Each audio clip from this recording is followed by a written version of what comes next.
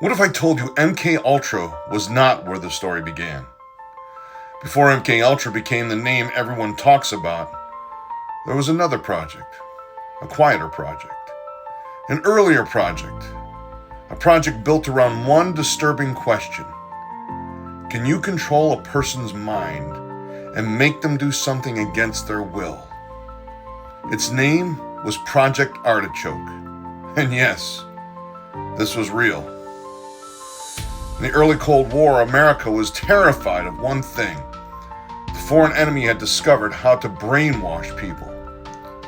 After World War II, after the Korean War, after stories of prisoners being mentally broken and manipulated, the CIA wanted answers. But not just one defensive answer. They wanted tools. Could drugs make someone talk? Could hypnosis unlock secrets?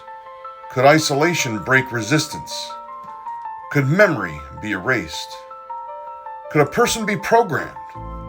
That is the world Project Artichoke came out of. Official records connect Artichoke to early CIA work called Bluebird, which involved drugs, hypnosis, and interrogation research. But August 1951, the project was renamed Artichoke, and it became part of the road that eventually led to MK Ultra.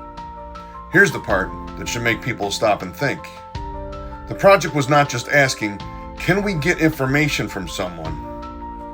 It was asking something deeper, something darker.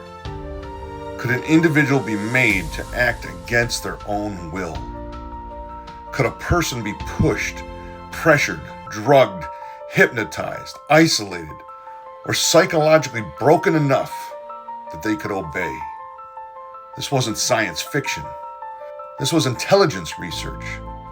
They studied interrogation methods.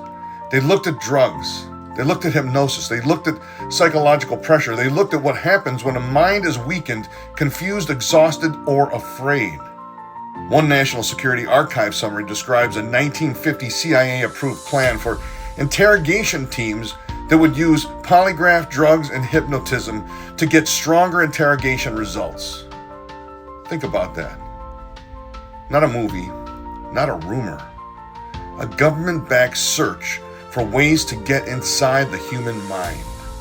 Project Artichoke explored methods that sound like something out of a psychological horror film.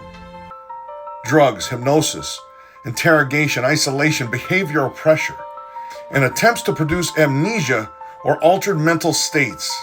Some surviving descriptions link Artichoke to special interrogation methods involving hypnosis, drugs, and total isolation.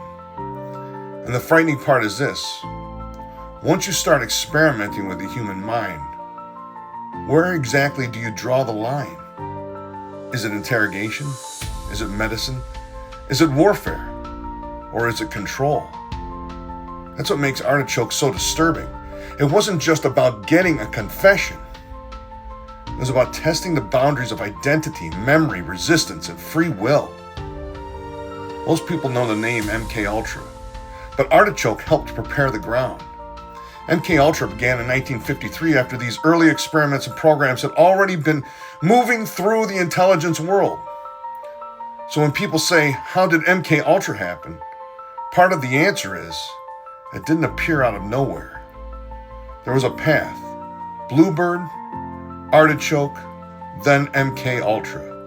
Each step pushed further into the question of whether the mind could be influenced, weakened, manipulated, or controlled. And once MK Ultra came along, the program expanded into a wider network of drug and behavioral experiments that later became the subject of Senate investigations.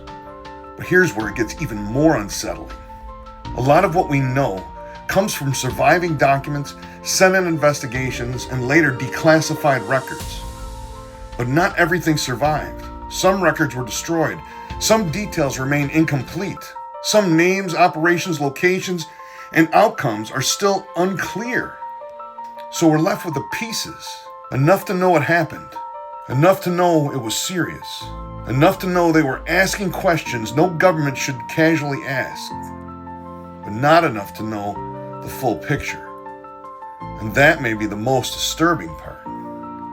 So the question was not, was Project Artichoke real? It was. The question is not, did the CIA study drugs, hypnosis, interrogation? They did. The real question is this. If Artichoke was the beginning, and MK Ultra was what came next, then how many more programs existed that we still don't know the names of?